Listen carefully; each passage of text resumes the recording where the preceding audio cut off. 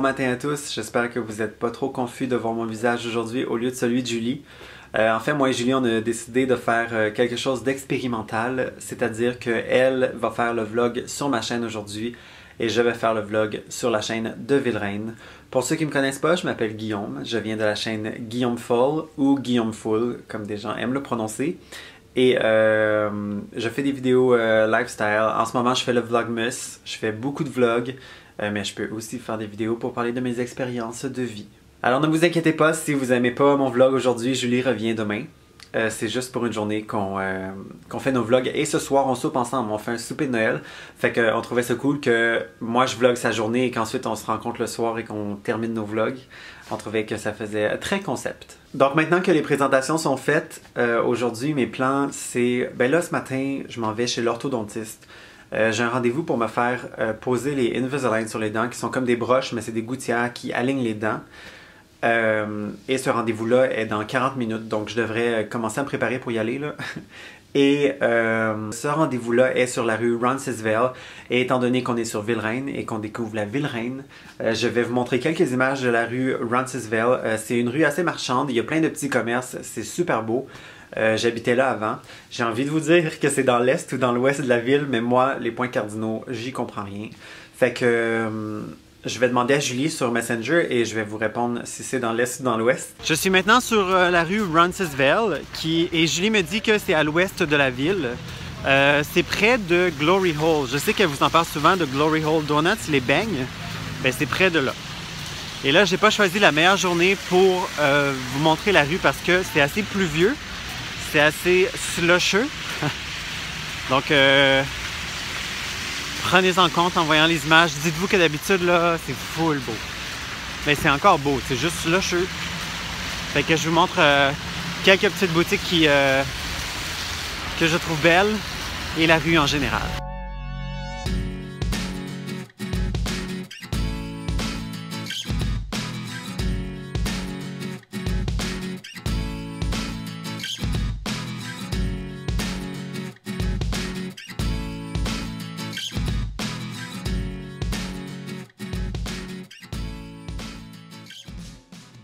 Je sors de mon rendez-vous pour l'orthodontiste, comme je vous ai dit précédemment. Et j'ai tellement peur de ne pas bien parler parce qu'ils m'ont mis mes gouttières dans la bouche. Je fais un très gros effort pour pas être gossant. Et j'ai de la misère à sourire parce que quand je souris, mes lèvres embarquent sur les gouttières et ça m'énerve. Fait que peut-être que je vais devenir une personne très sérieuse à l'avenir. J'ai l'impression que c'est plus facile de parler en anglais qu'en français avec les gouttières. Tant mieux parce que j'habite à Toronto, donc la plupart du temps, je parle en anglais. Alors là, aujourd'hui, j'aimerais ça cuisiner des bonhommes de pain d'épices pour chez Julie ce soir. Et j'aimerais faire une salade de patates en accompagnement. Alors, je vais me diriger vers le marché pour acheter les ingrédients. Je suis de retour chez moi et là, c'est le temps de faire les bonhommes de pain d'épices.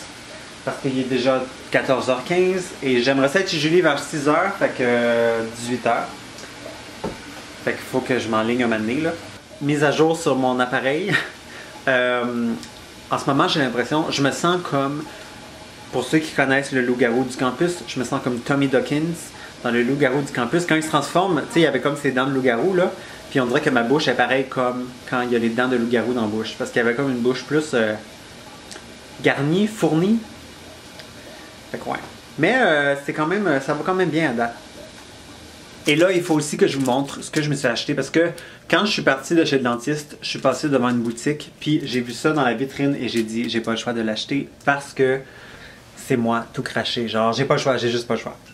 C'est un calendrier. Oh, un instant, mon téléphone sonne. Alors, disais-je, c'est un calendrier de pleine lune, Full Moon Calendar.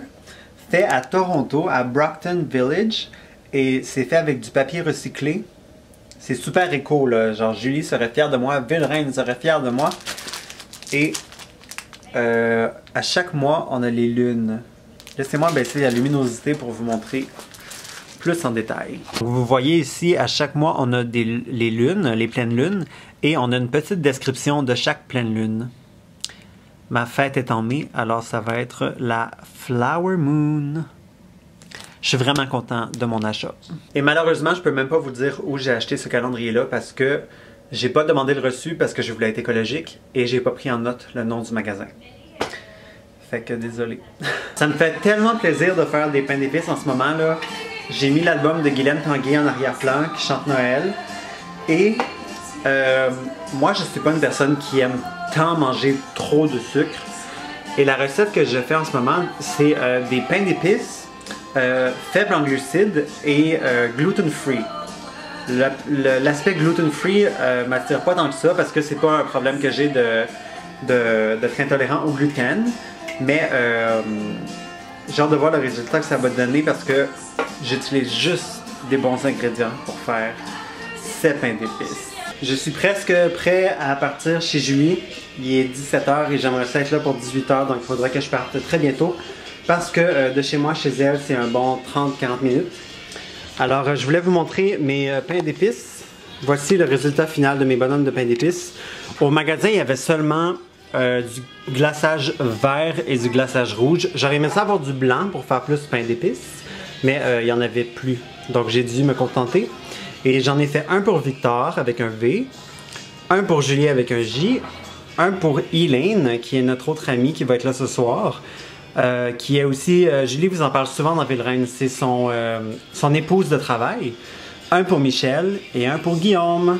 Je viens d'arriver chez Julie et là tout le monde parle en anglais parce que l'amie à Julie, elle parle juste anglais, fait qu'on... J'allais dire la majorité l'emporte, mais la minorité l'emporte. Ben parce que sinon elle comprendra pas là. On est à Toronto là. On est à Toronto puis je vous l'ai dit avec mes affaires là, c'est plus facile de parler en anglais. Fait que là on mange comme notre petite entrée qui est de la charcuterie avec fromage et crackers. Et après ça, qu'est-ce qu'on a pour souper? Tu l'auras dit, Anne, dans le... Oui, t'en as parlé beaucoup dans tes... J'en ai parlé beaucoup. Mais t'en as parlé au moins 2 fois, me semble. De l'ossobuco. Des jarrets d'avo. D'avo, c'est ça. Je voulais dire agneau. Ça, c'est l'accent de Val-d'Or qui sort. Ouais, fait que c'est ça. Le ossobuco a été servi. Et on le mange avec ma salade de pommes de terre qui... ils ont dit qu'elle était bonne à date, là, fait que c'est bon signe. Et Victor, lui, mange du yogourt nature. Ça, c'est le yogourt que je mange à chaque matin. C'est le yogourt Balkan. Bon appétit, Victor. Bon appétit, Julie. Oublie pas de servir. Bon appétit, Marie. Oublie pas de mettre de la grémolata. Michel.